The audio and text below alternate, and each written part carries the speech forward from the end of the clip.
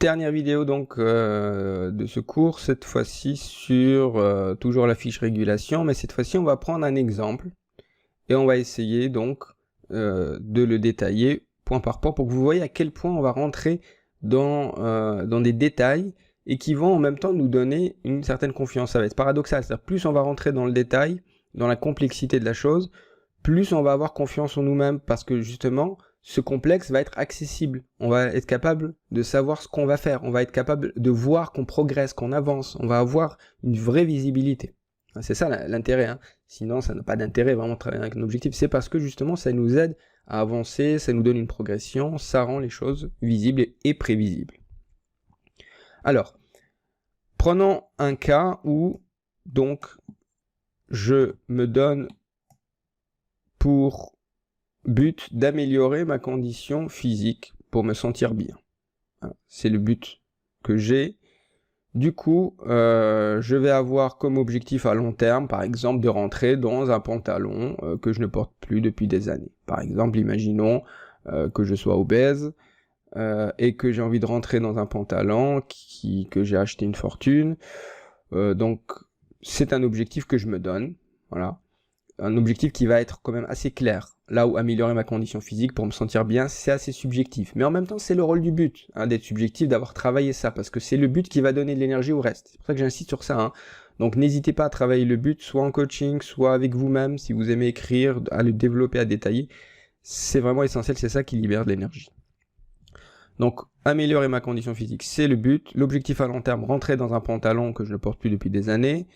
Là, il va falloir préciser maintenant à court terme. Qu'est-ce que je vais faire à court terme? Alors, mais avant ça, peut-être que je peux déjà me donner un objectif à moyen terme. Par exemple, à moyen terme, améliorer mon alimentation. On peut commencer par ça. Alors, on peut vouloir faire du sport, mais si je suis vraiment obèse et que j'ai du mal à faire du sport, je vais d'abord améliorer mon alimentation en mangeant autant de calories que ce que je dépense. Là, vous voyez que je précise, que je suis très spécifique. Parce qu'améliorer mon alimentation, c'est encore large. Par contre, manger autant de calories que ce que je dépense, ben voilà, si je suis un homme, je suis à 2000 calories. Bon, ben ce que je mange dans la journée, je ne dois pas dépasser 2000. Voilà. C'est un objectif quand même précis, hein. On n'est pas dans quelque chose qui est sujet à interprétation. Alors du coup, je vais préciser maintenant l'objectif à court terme. Qu'est-ce que je vais faire le prochain mois ou les prochaines semaines? Alors là, cette fois-ci, ça va être manger une salade tous les jours pendant 4 semaines. Bon, là, on est vraiment dans quelque chose... salade, 4 semaines, tous les jours. Donc pendant tous les jours, 4 semaines, donc 7 fois par semaine, je vais manger une salade. Bon, c'est un objectif, là aussi, très spécifique. Alors, est-ce que je peux me donner un livrable? Moi, je pense qu'il faut donner un livrable à ça, parce que comme ça, je sais comment je vais m'y prendre, en fait. Donc le livrable va être, imaginons ici, un document. Un document renouvelable chaque semaine qui prévoit les repas. Donc mon objectif là, à court terme, ça va être de produire un document qui va rassembler cette salade, donc pour la semaine. Donc ce document, je vais le refaire chaque semaine. Donc cette salade qui va les organiser tous les jours pour que je puisse justement les consommer. Pourquoi? Parce que si je me dis juste qu'il faut que je mange des salades, je vais acheter des salades industrielles qui sont pas non plus terribles au niveau des calories, ou même je vais préparer pendant 2-3 jours puis après je vais arrêter. Donc il me faut quelque chose de solide, hein, qui tient dans la durée, parce qu'il faut que je le tienne 4 semaines. C'était ça mon objectif à court terme, dans le but de passer peut-être à un autre objectif un peu plus ambitieux. Mais ici je me donne ça pour l'instant. Donc un document renouvelable chaque semaine prévoyant les repas. Alors je me donne des ressources par rapport à ça. Alors les ressources en général, on peut le faire peut-être tout à la fin, après avoir travaillé les critères de réalisation et de réussite, mais bon, ici je vous les mets maintenant, on va en reparler tout à l'heure. Le temps, par exemple, je me donne 3 heures par semaine pour préparer tout ça, donc ça fera 12 heures au total, hein, 3 x 4, 12. On va dire, ce que ça va me coûter ces salades, on va dire, allez, 20 € par semaine, puisque je les prépare moi, donc voilà, ça fait 80 € par mois. Et au niveau de l'énergie, je prévois de faire ça le week-end, parce que le week-end le matin, parce que c'est le moment où je suis en forme. Par exemple, voilà. J'ai délimité des ressources. Important, hein, comme on l'a dit tout à l'heure. Quel temps ça va prendre, combien ça va me coûter, et quelle est mon énergie. Comme ça, on enlève toutes les frictions, toutes les résistances qu'on risque d'avoir à mener notre objectif. On les élimine, parce que du coup, on a posé les choses. Alors, ensuite, quels sont les critères de réalisation et quels sont les critères de réussite? Alors, d'abord, commençons par les critères de réussite. Ce document, ce livrable, il faut qu'il contienne plusieurs choses. La liste des 7 salades en question, puisque donc une par jour, donc ça fait 7. La liste des ingrédients pour chaque salade. Les dates de préparation pour chaque salade. Et la date de consommation de chaque repas. Donc il faut que ce document contienne tous ces éléments. Sinon le livrable n'est pas atteint, n'est pas produit. Alors du coup, il va falloir que je détaille qu'est-ce que je vais faire, quels sont mes critères de réalisation pour atteindre justement ces critères de réussite.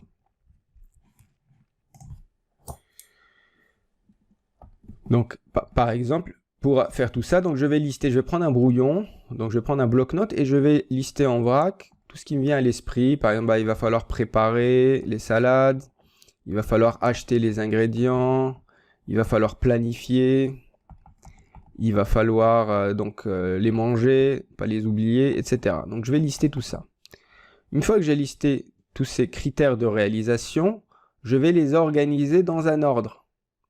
Donc il y aura d'abord acheter, ensuite il y aura préparer, ou plutôt préparer, ensuite planifier, ensuite acheter, ensuite manger. Donc je vais organiser tout ça dans un ordre. Donc c'est ce qu'on va retrouver ici, dans les critères de réalisation.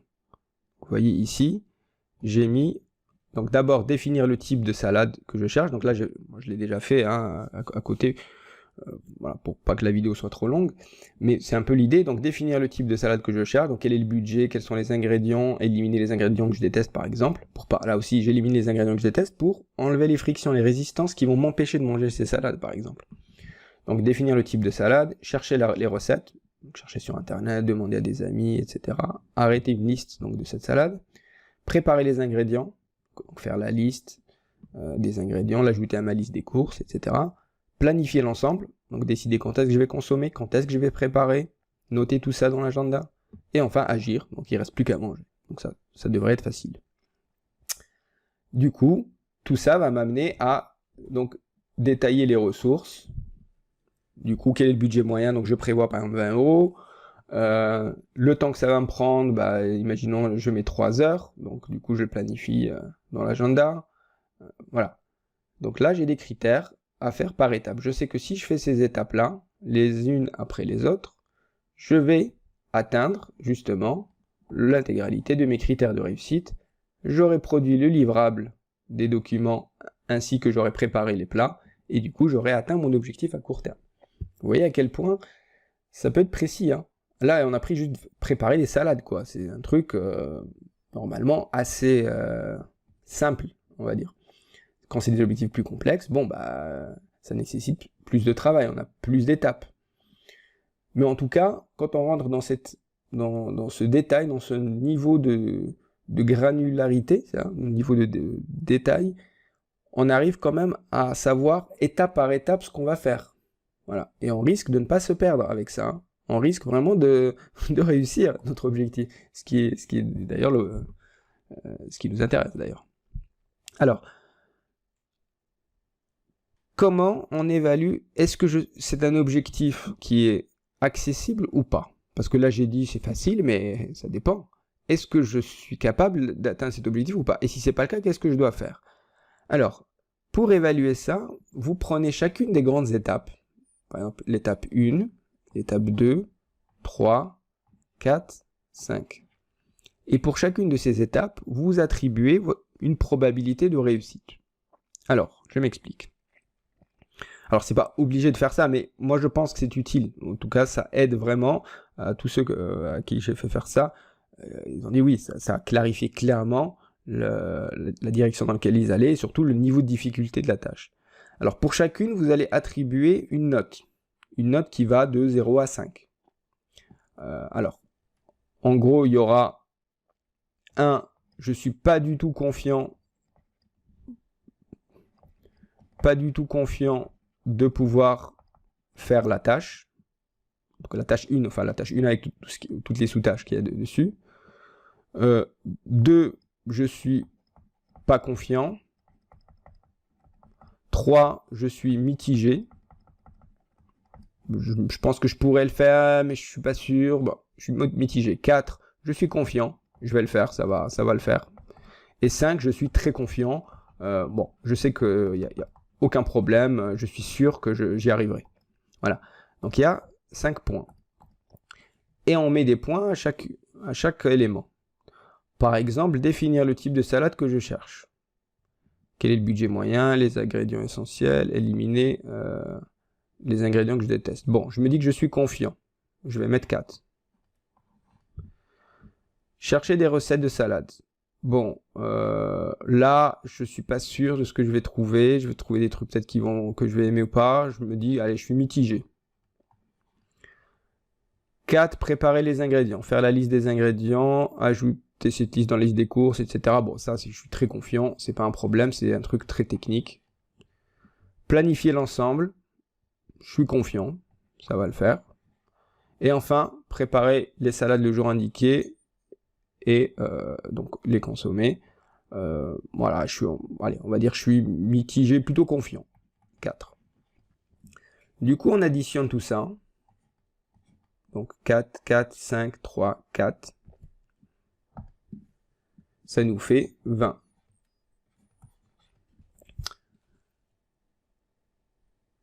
Ça nous fait 20 sur 25. Alors si on le rapporte à 100, donc on multiplie par 4. Donc sur 100, ça nous fera 80. Donc on a ici dans les critères de réalisation 80% de chance de réussir tout ça. Et 80% de chance, comme vous vous en souvenez, c'est très bien. Entre 50 à 80, on peut faire l'objectif. Du coup, hop, ok. Je suis dans un niveau de difficulté accessible, bien accessible. Voilà. Si j'avais été à 90, 95, j'aurais dit, bah, l'objectif est peut-être un peu trop facile. Donc, au lieu de faire 7 salades, j'aurais fait 7 salades plus 7 plats du soir, qui ne soient pas des salades, mais qui soient aussi des plats sains. Du coup, je changerai mon livrable pour les repas. Alors, non pas uniquement les repas de midi, mais midi plus soir. Voilà. Et du coup, il est probable que je ne serai pas à 95, mais que ça va baisser parce que je vais me rendre compte qu'il y a plus de choses à faire et que, voilà. Donc, voilà. Donner un coefficient à chacune de ces critères de réalisation vous donne une approximation. C'est un ordre de grandeur, ça. Hein, c'est pas 80, on aurait été à 83. Bon, bah, ça veut pas dire que c'est trop facile comme objectif, ça veut dire qu'il est accessible. Voilà. Donc, c'est juste avoir un ordre de grandeur. Hein, c'est à 10-15% près, hein, tout ça. Hein. Mais ça donne quand même une indication. Hein. Si on avait été à 30%, c'est que l'objectif est trop difficile. Voilà. Dans ce cas-là, on aurait allégé l'objectif. En tout cas, vous voyez comment ça peut nous donner un contrôle sur notre objectif. Donc, comment ces critères de réalisation, le fait de pouvoir noter un degré de difficulté, en tout cas un degré de confiance, d'accès ou pas, ça va nous permettre de donner un pourcentage et donc de savoir est-ce que je suis dans un seuil plutôt correct ou pas. Si c'est oui, bah tant mieux, donc j'y vais. Si c'est pas le cas, je modifie, donc soit je complexifie, soit je simplifie mon objectif. Et ça, si on fait pas ça, ben on le sait intuitivement, mais l'intuition, moi je suis très critique vers une intuition qui n'est pas experte. C'est-à-dire l'intuition, elle est excellente pour des experts. C'est-à-dire pour quelqu'un qui est très bon dans un domaine, là l'intuition elle est bonne, parce qu'il a déjà une grande expérience dans un domaine. Mais quand c'est pas le cas, il vaut mieux travailler avec ses objectifs, ses critères, réalisation, réussite. Ça permet de s'améliorer, d'être un meilleur estimateur au pif. Parce que le pif, la plupart des gens croient qu'ils sont bons, mais en fait, quand ils posent les chiffres, quand ils posent des dates limites, etc., ils se rendent compte tout de suite qu'en fait, ils sont jamais dans les temps, ils sont jamais dans l'objectif.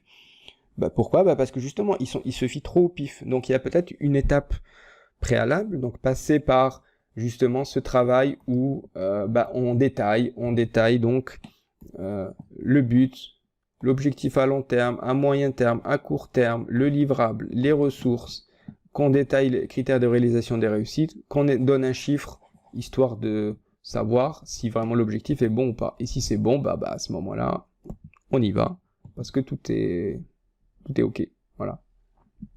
Donc ça, c'est quelque chose, moi, que je recommande à chacun, si vous souhaitez vous améliorer sur les objectifs. Voilà. Vous avez cet outil qui est intéressant. Je pourrais donner d'autres exemples, par exemple sur la créa d'entreprise ou sur certains projets spécifiques. Voilà, n'hésitez pas à m'envoyer des mails.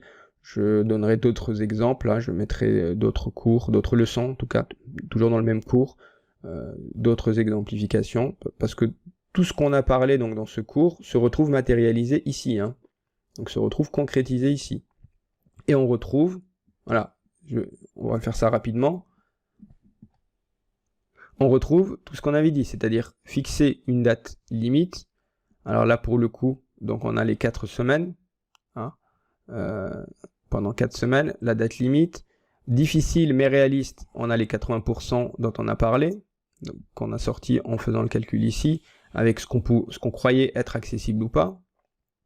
Les ressources, on les a là, on a alloué les 3 ressources, temps, argent, énergie. Écrire, on l'a écrit de fait, puisque justement il est écrit ici notre objectif de manière spécifique, univoque et positive. Donc vous avez remarqué, j'ai pas dit on va éviter les fast-food pendant 4 semaines. Hein. Ça aurait été un objectif négatif. Et bah oui, si j'évite les fast-food mais que je mange des chips et que je bois du coca, ça ne règle pas le problème. Vous voyez, donc c'est pour ça que quand c'est positif, c'est spécifique. Et enfin, c'est relié à l'objectif à long terme, puisque justement, on a aussi l'objectif long terme et on voit clairement comment le court terme découle du moyen et du long terme. Voilà.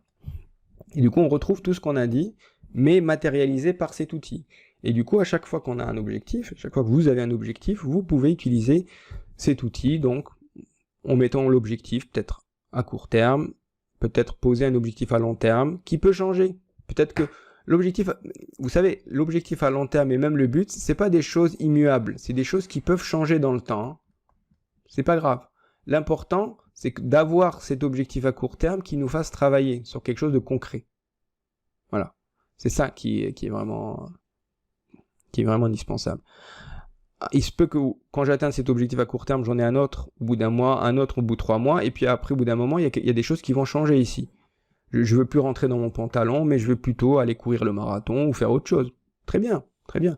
Mais j'ai pu gagner en confiance en soi parce que j'ai atteint plusieurs objectifs à court terme qui m'ont donné confiance et qui m'ont permis de changer mon objectif à long terme, de le rendre plus ambitieux peut-être. Voilà. Mais ça, ce n'est possible que parce que j'ai pu déjà avancer. Donc c'est pour ça que c'est important d'avancer sur des objectifs à court terme qui soient clairs, accessibles, spécifiques et tout ce qu'on a dit jusqu'à présent. Voilà, si vous avez des questions, n'hésitez pas. Si vous voulez vous faire accompagner sur toutes ces choses-là et pouvoir y réfléchir, surtout au niveau du but, en l'occurrence, parce que c'est là où les gens sous-estiment, mais la force, l'énergie qu'on a pour faire tout ça vient du but. Si le but n'est pas motivant, n'est pas quelque chose qui nous botte, on n'a pas la force de faire tout ça. On se dit, ouais, c'est trop compliqué, c'est trop de trucs. Mais en fait, c'est pas que c'est trop compliqué, c'est que ce pourquoi vous faites ça n'est pas suffisamment clair. C'est ça, en fait, surtout. Hein. Toujours se dire que quand une chose nous paraît compliquée, soit c'est qu'on a une mauvaise vision de la chose, et qu'on n'arrive pas à avoir une visibilité, soit c'est que ça n'a pas de sens pour nous. Et donc, si c'est un problème de visibilité, c'est qu'on n'a pas les compétences pour l'objectif, donc c'est pour ça que j'ai fait ce cours sur les objectifs. Si c'est une question de sens, de motivation, on n'a pas la motivation, c'est que c'est au niveau du but qu'il faut travailler. Peut-être qu'effectivement, ce qui compte, c'est pas tant la condition physique qu'être capable de rencontrer des gens, et que la personne qui est obèse ne se sent pas à l'aise à rencontrer les gens. Bon, bah dans ce cas-là, peut-être qu'il faut pas travailler sur son obésité, mais il faut travailler sur son image de soi. Parce qu'on peut très bien être obèse et très à l'aise en public. Voilà. Donc, but, objectif, long terme, moyen terme, court terme, les livrables, les ressources, les critères de réalisation de réussite, et donner un pourcentage de probabilité de réussite. Voilà pour les objectifs. Donc j'attends votre mail ou vos commentaires si vous en avez par rapport à tout ça.